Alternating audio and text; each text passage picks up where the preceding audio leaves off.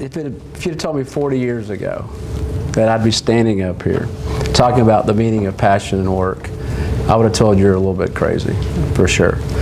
Some of the hardest people you talk to, and I speak to a lot of people, are kids, students, because they actually have a clearer vision of what the world's like than a lot of businesses. So I'm honored to be here today. But I stand up here a different person than I was 40 years ago. And the company that I run, Interface, is a much different company. So I want to talk about a story about Interface and my personal transformation and the transformation of Interface. You know, the story is about the life lessons that you learn in life, even when you're not paying attention. So I'm going to give you an idea of lessons that I've learned along the way, and a story about my company and the optimism and courage that we have, and I hope to give you a lot of hope about the business future that you have ahead of you. So I'm going to ask you a question. Raise your hand if you're excited about the opportunity and confident that you can follow your passion and be successful. How many of you guys are feeling really good? Okay. On the other hand, raise your hand if you're apprehensive about going to work for a soul-sucking job. Come on, be honest. Raise your hand. I know I was scared to death about it when I was your age, right? But I'm really impressed by your generation. I really am, because you expect to achieve work-life integration. That's a new word, integrating your life with your work. And you're looking for meaning and purpose.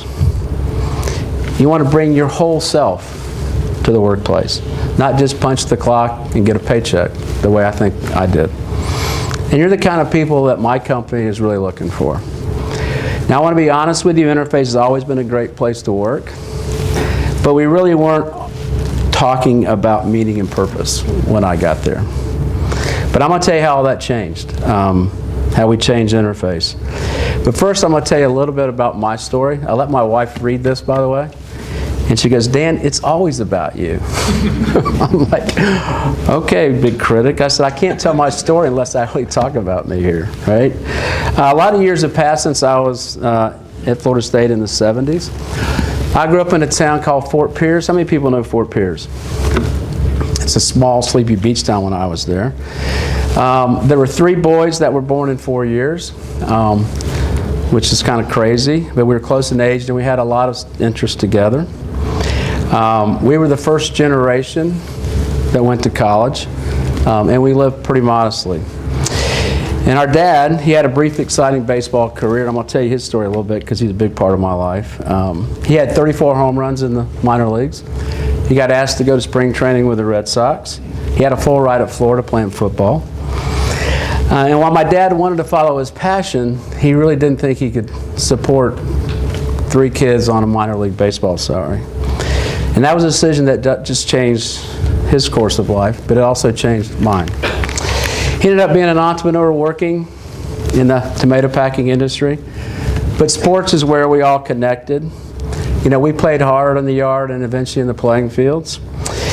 And our family were really a bunch of athletes. My sister won a state championship in volleyball. My brother won a state championship in baseball. And they always say, "Where's your state championship, Dan?"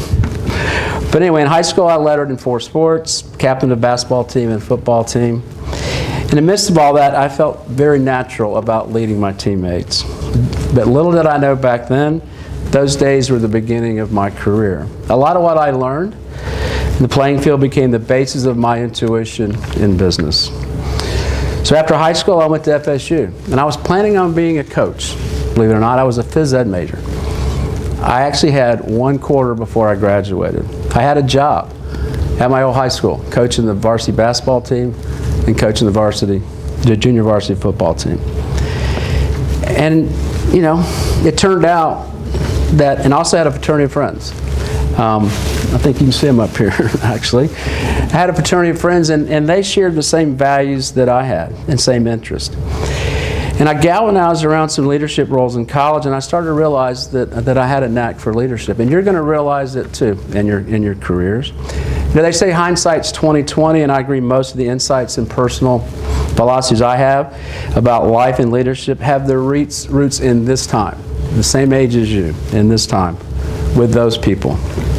many of whom are lifelong friends. In fact, I don't think Andy showed up, but Andy Miller was one of my lifelong friends that I met back then. So back to the story, fast forward a little bit. It was a quarter before I was graduating, and I was dating the woman who will become my wife, and I'm close to graduating in this phys ed major. As I said, I already had a job lined up.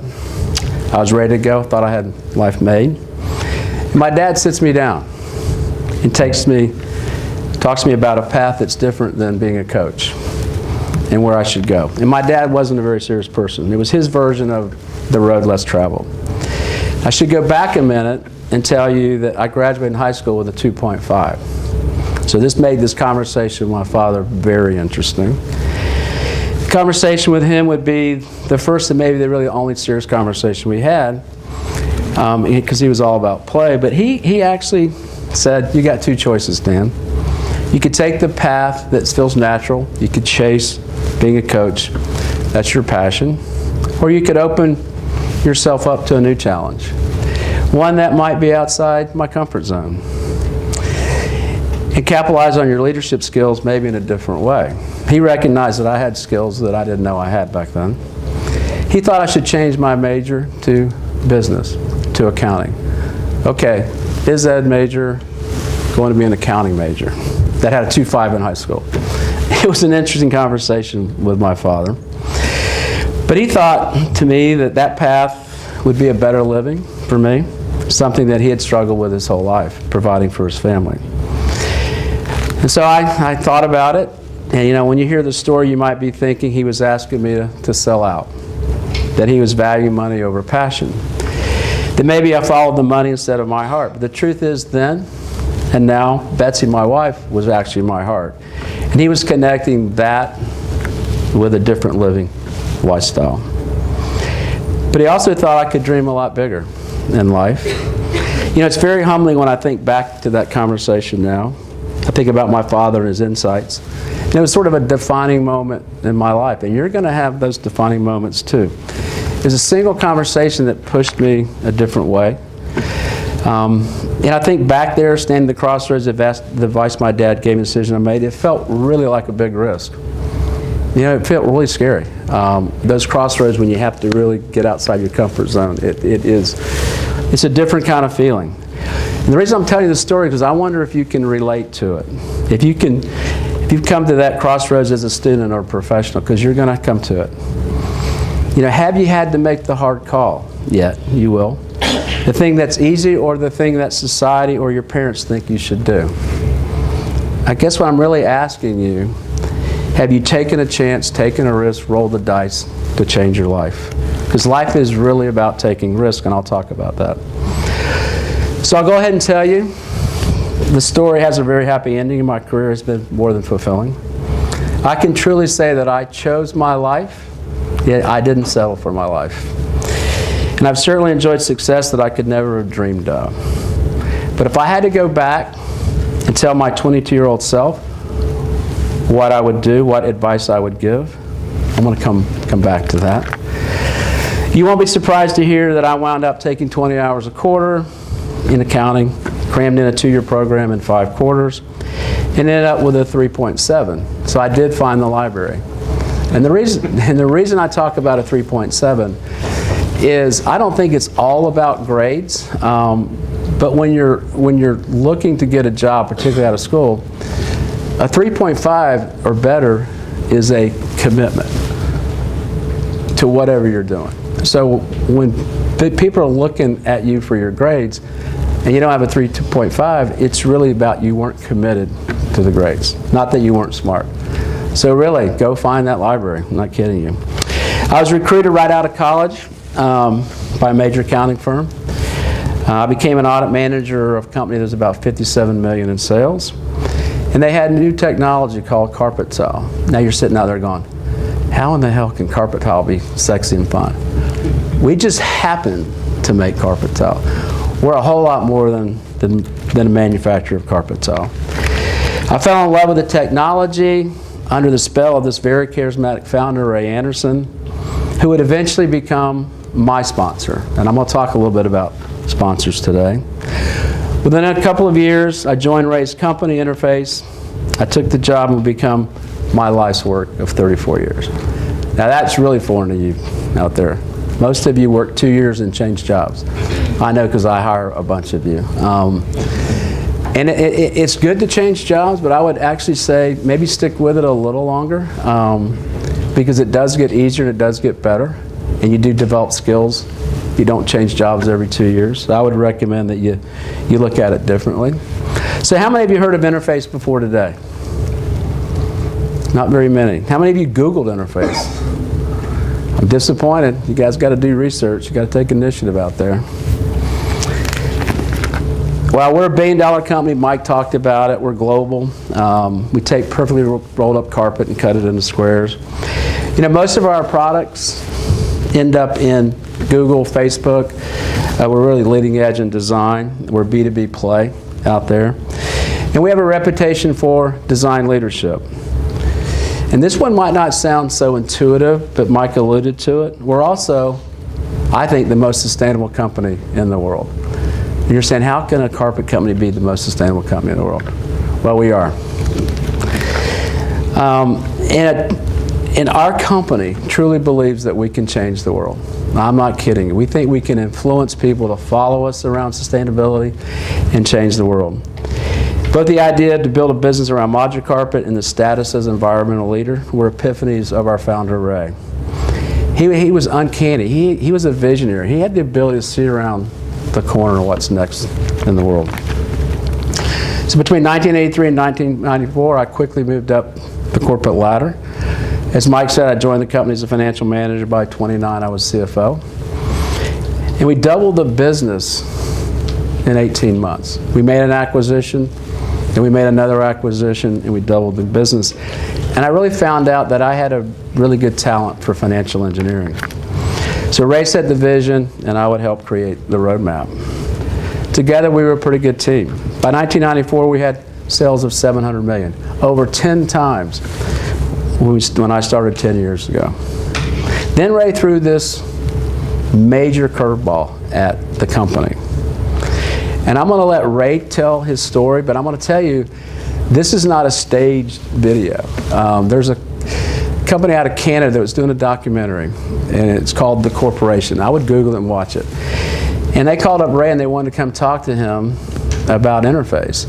And their thesis was, if a corporation was a person, would they be a good person or a bad person? For 21 years, I never gave a thought to what we were taking from the earth or doing to the earth in the making of our products. And then in the summer of 1994, we began to hear questions from our customers we'd never heard before. What's your company doing for the environment? And we didn't have answers. The real answer was not very much. And it really disturbed many of our people, not me so much as them. And a group in our research department decided to convene a task force and bring people from our businesses around the world to come together to assess our company's worldwide environmental position, to begin to frame answers for those customers. They asked me if I would come and speak to that group and give them a kickoff speech to launch this new task force with an environmental vision. And I didn't have an environmental vision. I did not want to make that speech. And at sort of the propitious moment, this book landed on my desk. It was Paul Hawkins' book, The Ecology of Commerce. And I began to read The Ecology of Commerce, really desperate for inspiration. And very quickly into that book, I found the phrase, the death of birth. It was E.O. Wilson's expression for species extinction, the death of birth, and it was a point of a spear into my chest. And I read on, and the spear went deeper, and it became an epiphanal experience, a total change of mindset for myself, and a change of paradigm. Can any product be made sustainably? Well, not any and every product. Can you make landmines sustainably? Well, I don't think so. There's a more fundamental question than that about landmines. Some products ought not be made at all unless we can make carpets sustainably. perhaps we don't have a place in a sustainable world, but neither does anybody else making products unsustainably. One day early in this journey, it dawned on me that the way I've been running Interface is the way of the plunderer.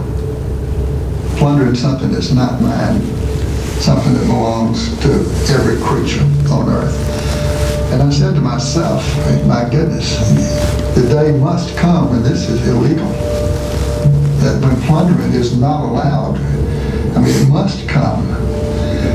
So I said to myself, my goodness, someday people like me will end up in jail.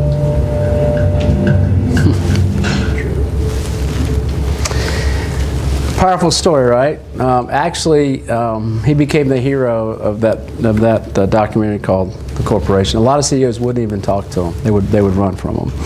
Since that time, for the last 22 years, our company's been pioneering in this space. Very old school companies have ever played in. We have now spent nearly half of our lifetime as a business in pursuit of sustainability, our higher purpose. And not just something we do, it's actually in our DNA. Now there's a group called GlobeScan, and they are the environmentalist watchdogs around the world. And they do a survey every year, what are the companies that are doing the best for the environment? Interface was ranked number 3 this year, behind Unilever and behind Patagonia, ahead of Tesla and IKEA. We're the only company that's been in the top 5 in that survey for 19 years, the only company.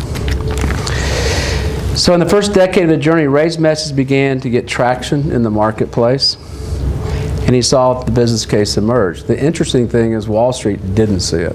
I told a story at lunch about how Ray was going to talk to a group of Wall Street, our biggest shareholders, 70 of them in the room, and you typically have a 30 millimeter slide tray. Andy, you've probably seen those slide trays in your day. And I'm the CFO, and I'm carrying the slide tray to go give it to the technician, and Ray grabbed it from me. I'm like, what do you want that slide tray? They're going to put it up there, and he goes, give it to me. So he took the slide tray and he set it down on the podium. Now he's got 75 of his biggest shareholders in here, Fidelity, Putnam, T. Rowe Price. And he goes, I'm not going to talk about my company today. I'm going to talk to you about another way that industry should actually do business. Mother Earth's in trouble, and industry needs to save the planet. You could hear a pin drop in that room. People's eyes got about that big.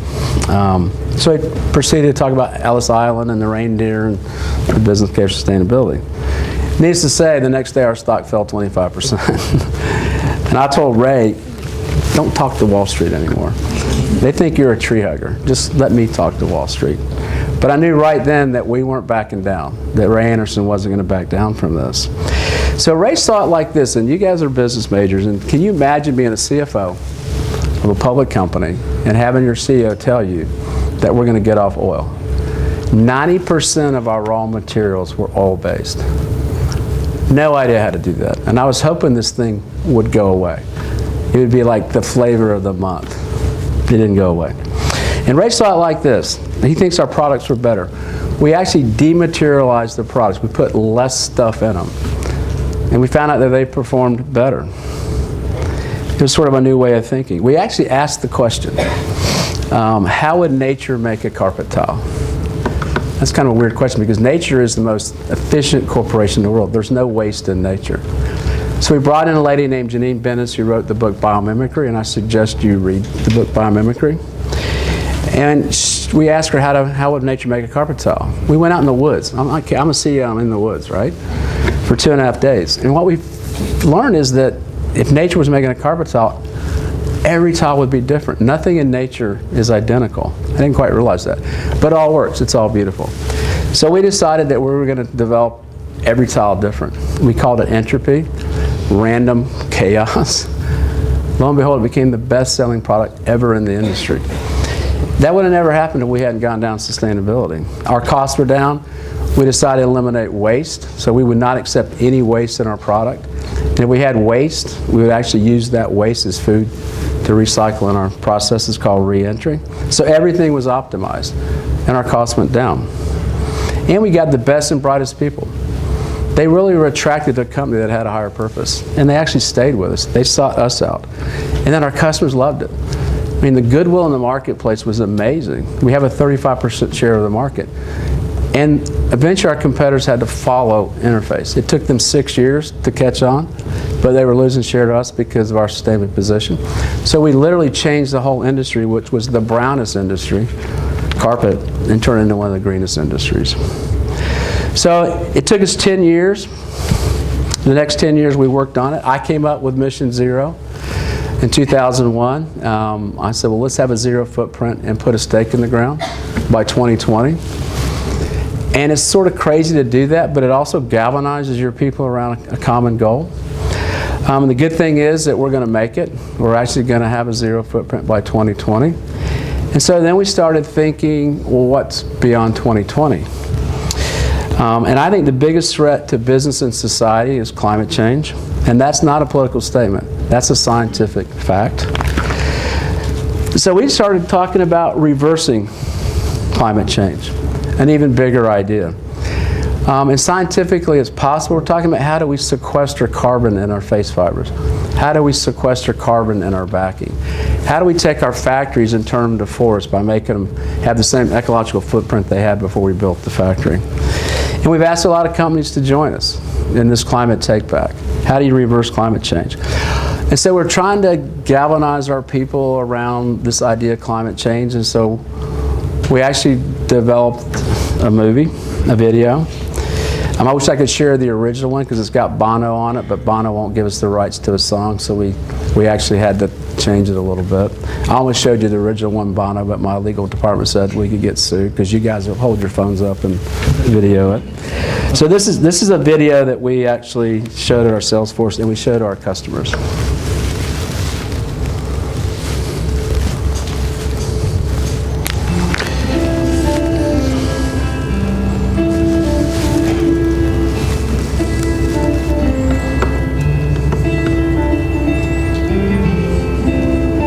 Right in the corner where you are, and wherever you live in your daily life. And my God, what if everybody did it?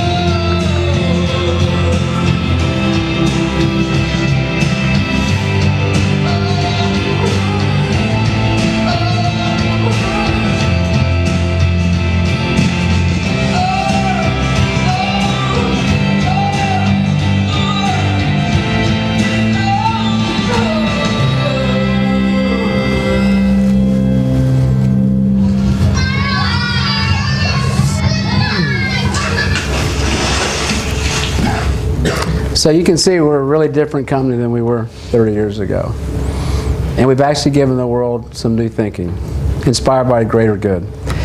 And it can be a competitive advantage. And it's a lot of fun. We're having a lot of fun. I love getting up every day to go to work. And I truly believe my colleagues do too. We're energized by what we do and how we do it. It's a really pretty good feeling. And you know, while it might have been once a rare thing, I believe that the corporate world is waking up to this new way of thinking about people, about the planet, and about society. So why am I telling you all this? Because I want you to see the potential and the responsibility that you have out there to change the world. As I said in the beginning, you're a generation that will change the way we work. I truly believe that. That you expect really different things in this generation than we did. And you are ready for the road less traveled. I have two of you, actually. I know that. The world might not be ready for you, and you might be right. You may be concerned that you have a long road ahead of you if you want to change the culture of work, and you're probably right, so that better reflects your values and your expectations. But I do have good news for you. There is a good news in this story. There are companies that are listening. We're listening to you. Companies like Interface. And there are a lot of us. There are a lot of us. Companies like Interface have a high regard for your generation and what you value. And we're striving to meet you where you are. Some of these companies are brand names. Some of you may not have heard of them yet. After all, many of you didn't know that Interface was one of the coolest companies on the planet, did you? But we're listening to you. We know you want to work for a company that provides meaning. It's bigger than a paycheck, and it's bigger than you. We get it. These companies get it. We understand that you desire purpose. Look at this One World Play project. One World Play is for profit, and it's a registered B Corp. Does anybody know what a B Corp is? Look it up. It's people using business as a force for good. The One World Play project started a few years ago as One World Football, with a design, an ultra-durable soccer ball, to enable kids in remote areas to have access to play, even though it was a simple ball. They've grown their business adopted by the TOMS model. Does anybody know the TOMS model? You buy one pair of shoes, they donate a pair of shoes. Same thing with this. You buy a soccer ball, and they donate a soccer ball. And now they've expanded their vision to even become a company that promotes just not soccer, but play in general. Their motto is, through play we become stronger individuals, we build better communities, and we create a more positive future. That's a pretty cool purpose, I think. We also know that you want to work for companies that lead with integrity. You know, we've experienced enough corporate controversies, CEO scandals, bailouts, bankruptcy in the past decade to last a lifetime. Companies that lead with integrity, they don't get it. We don't get companies that sacrifice their soul for short-term gains. You know, we're in it for the long haul. When is the last time you saw a CEO headline say, CEO takes responsibility? There's an interesting story here about Delta. I was at a dinner with him and a few CEOs in Atlanta. And it's Jefferson style, where you go around and you talk about your company and you get asked questions. And he said, you guys take it easy on me tonight. I've had a long day. I spent 6 hours in a simulation that all my systems went down. And what we do if we couldn't see anything. I'll be damned if 4 days later it actually happened. It was significant problems, but he took responsibility for it. He said, this shouldn't happen, and the buck stops with me. And he outlined how they're going to fix it. We also know you want to work for companies that cares about your economic and your emotional well-being. You know, you want to work hard, but you want to play hard. Heck, I know I want to play hard, don't I, Andy? For sure. And you understand that the more healthy and the more productive you are when you connect with one another and you connect with nature. We call that biophilia. So we're investing, these companies are investing in ways to provide well-being for you. There's another company called Patagonia. How many people know Patagonia? I thought a lot of you would. You know, it's interesting. I know the CEO of Patagonia. I actually was on a panel with him, and we were in Laguna, at this Ritz-Carlton, speaking at this Green Biz conference. And I saw him going through the lobby with a surfboard right after he got done with that. And what do you think the first thing when you walk in their offices in Ventura, California show? They show the surfing report. And if the surf's up, they all go surfing. They don't go to work. Kind of amazing. They also have child care, and they also have a program where if you're really passionate about a sustainability project, you can take a 2-month sabbatical and go work on that project. We also know you want to work for companies that are authentic. We can't fake it anymore. It's 2 clicks away from the truth. So transparency is the key to our integrity, and we're committed to it. We walk the walk. Look at Etsy. Etsy is a company that created this maker movement. They created an online portal where these makers could sell their product to local communities where they are. And they live it every day. They built a 200,000 square foot building in Brooklyn. To give you an example, they had 800 desks. They took the local carpentry and bought local wood and created the desk, and they made it locally through their makers. They walk the talk as well. We also know you want to work for a company that is progressively social. We know you crave purpose, and we do too. So we're always looking for innovative ways to get outside of the business as usual box, especially when it means you can make a difference in a person's lives or even in a community. So look at Interface. You know, I told you that we're about our environment commitment. Now I want to share a story with you that is about providing a social platform that's the triple win. It's good for the environment, it's good for the community, it's good for business. So here's a video, my last video, I promise you. And this is something I'm really proud of that we created.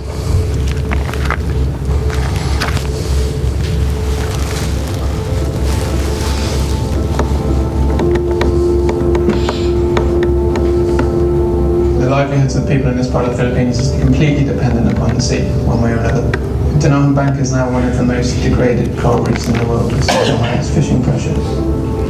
Fishers use, especially in the Philippines, use a lot of monofilament nylon nets, where discarded nets come from the environment and they just hang around. They can last for 600 plus years. This is a really high performance engineering plastic. You know, nylon 6 is in our carpet. It's also in lots of other products that people will use every day. So we want to make sure that material can be used again. Networks is a program that takes discarded fishing nets from impoverished communities and recycles them into carpet tile. The idea is to collect discarded fishing nets off the beaches or get them from fishers as soon as they have finished using them. What's really important about this program is that it's not a one-shot beach cleanup for some nice pictures. It's actually about how do you institutionalize nets and ultimately other material recycling in communities in a way that benefits them in the long term. Someday, mabot na gid ako na nga makurutan sa nang bukod diri sa ingonan. Kaya daghan naman yung musundog namo. Ang sampol nga gihatag nga ipatan-aw ng dire. Ako nakita na dako diri kay mahimo ang photo. The product is still our product. Beautiful carpet tile. It will look the same, but there'll be this story behind the material. This to me is the start of us being a restorative enterprise. We're giving back and giving opportunities that are way beyond what maybe people would think a carpet tile company could do. And this is only the beginning.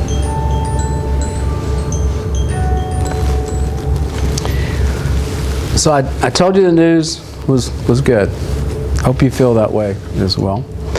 You know, Interface was ahead of the curve. We were early in the game in 1994, but we're not the only company with the path to passion and purpose. So how can you create success for yourself? So I told you I knew growing up that leadership came kind of easy to me. First through sports, then through college, and then eventually through my Interface work. So over the years I've been asked to pay it forward by sharing my philosophy with young and emerging leaders. And I have a very simple approach to leadership and to management. And it's all really grounded in common sense. The best managers have a lot of common sense. So as you grow in your career, I hope you will also pay it forward. So what would have I told myself at the age of 22? Well, to me, you have to make your own luck. What people call luck is really a product of a lot of hard work. People that go the extra mile, they actually go further in life and in business. There's a couple things you can do to control your destiny. Have a positive outlook. You know, people will follow somebody that's optimistic. Nobody likes a complainer. Take responsibility for your successes. But more importantly, take responsibility for your failures. Don't be a victim. Learn from them. Make your own opportunities. Take lots of risk. You know, life's about taking risk, and that's how you actually create your own luck. You know, servant leaders, they're motivated first by the desire to serve, and second by the desire to lead. Servant leaders are people who put their interest of the company or the greater good ahead of their own interest. And I believe they make the best leaders. Passion. Passion will take you a long way. Find something that you really love to do. Show up every day with curiosity and openness, especially when it gets hard. And recognize that if you don't get up every day excited about what's ahead of you, you might not be on the right path. This is one that's interesting. I don't hear too many people talk about this, but you need to learn the difference between sponsorship and mentorship and commit yourself to both.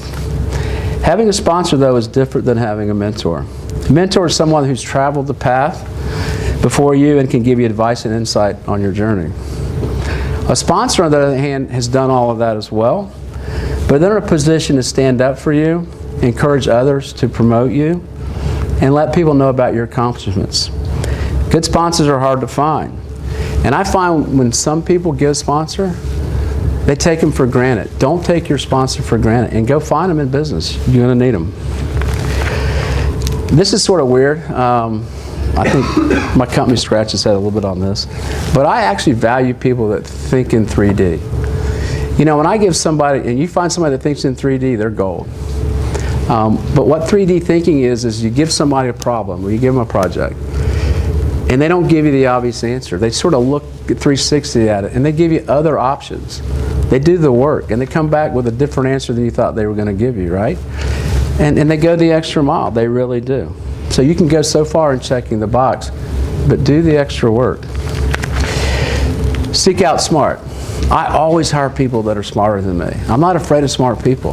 There's no substitution for brains. And you want to get diversity of thought.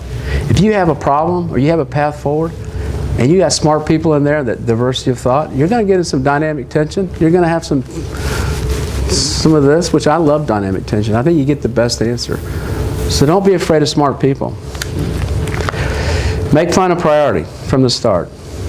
If you're able to laugh at yourself and laugh with friends, laughter reduces stress. And it also lets people know that you're in the right place. If you have a sense of humor, you can laugh. Make friends at work. You know, Ray Anderson, I always get snickers on this. I did this at sales meeting, but Ray Anderson always said people that sweat together stick together. And that's true. It is true. You'll spend more waking hours at work than you will at home. And people who work together share a common set of values and goals, and a common destiny. And that's often enough for lifetime friends. I've got several people that I didn't know until they went to work for Interface. They're lifelong friends. So make friends at work. Find your balance. Really find your balance. This came out of I was interviewed by the New York Times, and it's called The Corner Office. And the article is around, why are you in the office on Sunday? And I had no balance. It was 100% work. It really was. But you need to have a private life that gives you downtime and gives you time with a significant other or your family. If I hadn't had a fantastic partner in Betsy, my life might have turned out very differently. But I woke up. If you read that article, you'll figure out how I woke up. But integrating your work life, your family life, and your spiritual life is a goal. And every day you'll have to balance those three things. And you can define your spiritual life in any way that's meaningful to you. But it's the thing that gets you outside of yourself. It's the thing that allows you to slow down and really focus on something bigger than you. It's really important in life. This is another weird one, but I call it get your way the right way. How you work is as important as what you get done, what you get accomplished. You know, they say integrity is when nobody's looking, you have it. Don't sacrifice your integrity for anybody or anything. You know, I told you that my dad, we didn't have any serious moments, but I remember when I was 35 years old, like it was yesterday. And he thought I was a little bit too big for my britches, as he said. So he goes, Danny, you know what? You better be careful who you step on climbing up that corporate ladder, because it's hell coming back down. So do it with integrity and respect. In sports, you know, the way you have a high-performing team is you act as a team. So be a team player. You know, there's some of the parts, you know, it's greater than the whole, or the whole's greater than the sum of the parts. It's very important to have teamwork. And it's the same in business. Play as a team player. You know, sport also teaches you a few things: how to focus on your competition, how to analyze your competition and understand them. It also focuses you on execution in business. It's just like the same thing. Everybody today has the same playbook. It's really about execution in the world today. And finally, you have to play to win. You really have to play to win. You have to own your path and control your destiny. You know, I told you that I felt very lucky that my dad opened my eyes up to my potential. But once I got on that path, it was up to me to bring my whole self to work, to show up, to stand up, and have my voice heard. And there's going to be bumps in the road, like I assure you. But what's important is what you learn from those bumps in the road and how you recover from them. When you play to win, you keep the big picture in mind, you own your destiny, and you live that motto every single day. You know, they say life's a game, and I believe that. So if it's a game, why don't you play to win? You know, leadership's always been a privilege to me. The opportunity to lead a company like Interface, to follow in the footsteps of a great man like Ray Anderson, and then have the opportunity to talk to people like you, future leaders. It's extraordinary for me. You know, a friend of mine said, I think this is an old Chinese proverb, he actually read my speech the other day, and he said, you know, if you love what you do, you'll never work a day in your life. That's true for me, and I hope that's true for you. That's it.